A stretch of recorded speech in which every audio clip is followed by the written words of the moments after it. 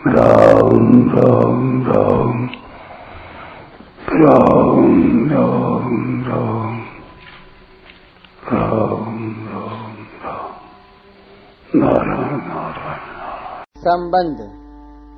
जो समता समबुद्धि कर्मयोग से प्राप्त होती है, वही समता ध्यान योग से भी प्राप्त होती है। इसलिए भगवान ध्यान योग का प्रकरण आरंभ करते हुए पहले 10वें श्लोक में ध्यान योग के लिए प्रेरणा करते हैं। योगे युञ्जेत सतत मात्मानं रहसि स्थितः एकाकी यत चित्तात्मा निराशीरपरिग्रहः। भोग बुद्धि से संग्रह न करने वाला, इच्छा रहित और अंतःकरण तथा शरीर को वश में रखने वाला योगी अकेला एकांत में स्थित होकर मन को निरंतर परमात्मा में लगाए। व्याख्या। 5वें अध्याय के 27वें 28वें श्लोकों में जिस ध्यान योग का संक्षेप से वर्णन किया था, अब यहाँ उसी का विस्तार से वर्णन कर रहे हैं। युज समाधौ धातु से जो योग शब्द बनता है, जिसका अर्थ चित्त वृत्तियों का निरोध करना है, उस योग का वर्णन यहाँ 10वें श्लोक से आरंभ करते हैं। योगश्चित्त वृत्ति निरोधः। पातंजल योग दर्शन में यह आया है। अपरिग्रह। चित्त वृत्तियों के निरोध रूप योग का साधन संसार मात्र से विमुख होकर और केवल परमात्मा के सम्मुख होकर किया जाता है।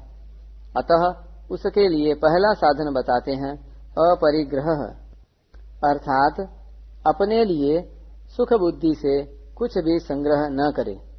कारण कि अपने सुख के लिए भोग और संग्रह करने से उसमें मन का खिंचाव रहेगा, जिससे साधक का मन ध्यान में नहीं लगेगा। अतः ध्यान योग के साधक के लिए अपरिग्रह होना जरूरी है। निराशी। पहले अपरिग्रह पद से बाहर के भोग पदार्थों का त्याग बताया।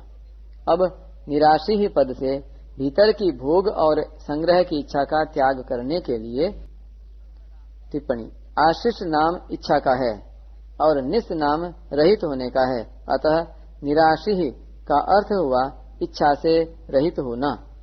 कहते हैं तात्पर्य यह है कि भीतर में किसी भी भोग को भोग बुद्धि से भोगने की इच्छा, कामना, आशा न रखे। कारण कि मन में उत्पत्ति विनाशशील पदार्थों का महत्व, आशा, कामना परमात्मा प्राप्ति में महान बाधक है। अतः इसमें साधक को सावधान रहना चाहिए। यत चित्तात्मा। बाहर से अपने सुख के लिए पदार्थ और संग्रह का त्याग तथा भीतर से उनकी कामना, आशा का त्याग होने पर भी अंतःकरण आदि में नया राग होने की संभावना रहती है।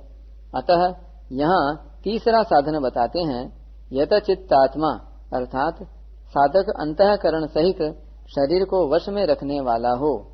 इनके वश में होने पर फिर नया राग पैदा नहीं होगा। इनको वश में करने का उपाय है कोई भी नया काम राग पूर्वक न करे। कारण कि राग पूर्वक प्रवृत्ति होने से शरीर की आराम आलस्य में, इंद्रियों की भोगों में और मन की भोगों के चिंतन में अथवा व्यर्थ चिंतन में प्रवृत्ति होती है। इसलिए अंतःकरण और शरीर को वश में करने की बात कही गई है। योगी, जिसका ध्येय लक्ष्य केवल परमात्मा में लगने का ही है, अर्थात जो परमात्मा प्राप्ति के लिए ही ध्यान योग करने वाला है, सिद्धियों और भोगों की प्राप्ति के लिए नहीं, उसको यहाँ योगी कहा गया है। एकाकी।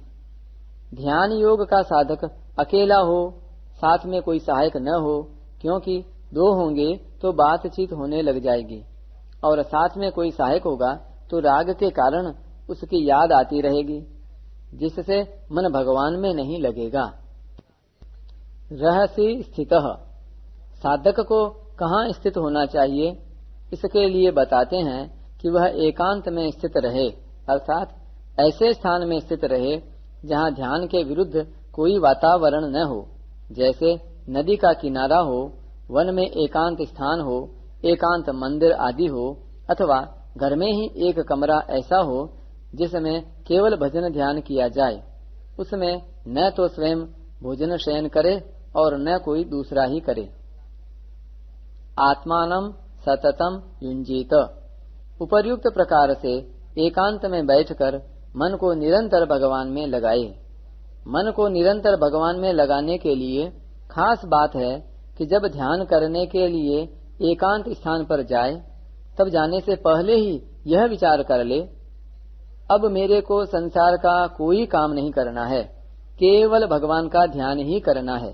अब भगवान के सिवाय दूसरे का चिंतन करना ही नहीं है। इस बात को लेकर निरंतर सावधान रहे, क्योंकि सावधानी ही साधना है। साधक के लिए इस बात की बड़ी आवश्यकता है कि वह ध्यान के समय तो भगवान के चिंतन में तत्परता पूर्वक लगा रहे, व्यवहार के समय भी निर्लिप्त रहते हुए भगवान का चिंतन करता रहे, क्योंकि व्यवहार के समय भगवान का चिंतन न होने से संसार में लिप्तता अधिक होती है। व्यवहार के समय भगवान का चिंतन करने से ध्यान के समय चिंतन करना सुगम होता है, और ध्यान के समय ठीक तरह से चिंतन होने से व्यवहार के समय भी चिंतन होता रहता है। अर्थात दोनों समय में किया गया चिंतन एक दूसरे का सहायक होता है। तात्पर्य है कि साधक का साधकपना हर समय जागृत रहे। वह संसार में तो भगवान को मिलाए, पर भगवान में संसार को न मिलाए। अर्थात सांसारिक कार्य करते समय भी भगवत स्मरण करता रहे। यदि ध्यान के लिए बैठते समय साधक अमुक काम करना है, इतना लेना है, इतना देना है, अमुक जगह जाना है, अमुक से मिलना है आदि कार्यों को मन में जमा रखेगा, अर्थात मन में इनका संकल्प रहेगा, तो उसका मन भगवान के ध्यान में नहीं लगेगा।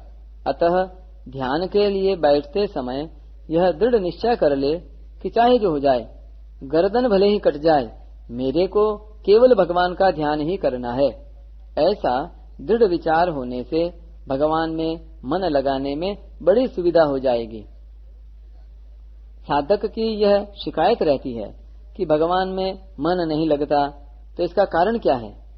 इसका कारण यह है कि साधक संसार से संबंध तोड़कर ध्यान नहीं करता, प्रत्युत संसार से संबंध जोड़कर करता है। अतः अपने सुख सेवा के लिए भीतर से किसी को भी अपना न माने, अर्थात किसी में ममता न रखे, क्योंकि मन वहीं जाएगा जहाँ ममता होगी। इसलिए उद्देश्य केवल परमात्मा का रहे और सबसे निर्लिप्त रहे, तो भगवान में मन लग सकता है। विशेष बात, अर्जुन पहले भी युद्ध के लिए तैयार थे और अंत में भी उन्होंने युद्ध किया। केवल बीच में वे युद्ध को पाप समझने लगे थे, तो भगवान के समझा देने से उन्होंने युद्ध करना स्वीकार किया। इस तरह प्रसंग कर्मों का होने से गीता में कर्मयोग का विषय आना तो ठीक ही था, पर इसमें ज्ञान योग, भक्ति योग आदि कई पारमार्थिक साधनों का वर्णन कैसे आया है? उनमें भी यहाँ ध्यान योग का वर्णन आया, जिसमें केवल एकांत में बैठकर ध्यान लगाना पड़ता है। यह प्रसंग ही यहाँ क्यों आया? अर्जुन पाप के भय से युद्ध से उपरत होते हैं, तो उनके भीतर कल्याण की इच्छा जागृत होती है। अतः वे भगवान से प्रार्थना करते हैं कि जिससे मेरा निश्चित श्रेय हो, कल्याण हो, वह बात आप कहिए। इस पर भगवान को श्रेय करने वाले जितने मार्ग हैं वे सब बताने पड़े। उनमें दान, यज्ञ, तप, वेदाध्ययन, प्राणायाम, ध्यान योग, हठ योग, लय योग आदि को कहना भी कर्तव्य हो जाता है। इसलिए भगवान ने गीता में कल्याणकारक साधन बताए हैं। उन सब साधनों में भगवान ने यह बात बताई कि उत्पत्ति विनाशशील वस्तुओं का जो लक्ष्य है वही खास बंधन कारक है। अगर साधक का लक्ष्य केवल परमात्मा का है, तो फिर उसके सामने कोई भी कर्तव्य कर्म आ जाए, उसको समभाव से करना चाहिए। समभाव से किए गए सब के सब कर्तव्य कर्म कल्याण करने वाले होते हैं। परिशिष्ट भाव। कर्मयोग। कर्मयोग में कर्म तो करण सापेक्ष है, पर योग करण निरपेक्ष है। ज्ञान योग और भक्ति योग तो करण निरपेक्ष साधन हैं, पर ध्यान योग करण सापेक्ष साधन है। अब भगवान ध्यान योग का वर्णन आरंभ करते हैं।